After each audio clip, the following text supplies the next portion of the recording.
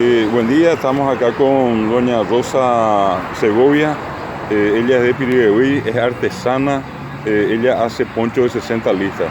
Buen día, doña Rosa. ¿Bateco? Muy buenos días, demasiado contenta estoy con ustedes acá y yo soy de Piribebuy, soy la artesana del poncho de 60 listas y desde el 2002 me quedé como la sucesora de Teotista Salinas, que es mi tía, y desde ahí estoy trabajando a full, pero yo aprendí de muy chiquitita trabajando con mi mamá. Entonces yo estoy al costado mismo del centro de salud de Piribebuy. ¿Y tu número de teléfono, doña Rosa? El 0515 21 20 97 y el 0972 64 9753.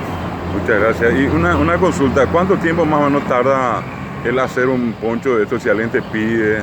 O si tenés así ya hecho, por ejemplo. Si es blanco y negro, así unos colores rojo con negro, rojo con blanco también tengo luego en stock, pero así un color especial, si uno me pide, yo termino en 10 a 12 días, entregamos un poncho. Bueno, muchas gracias y éxito, doña Rosa. Muchas gracias a usted, sí que señor.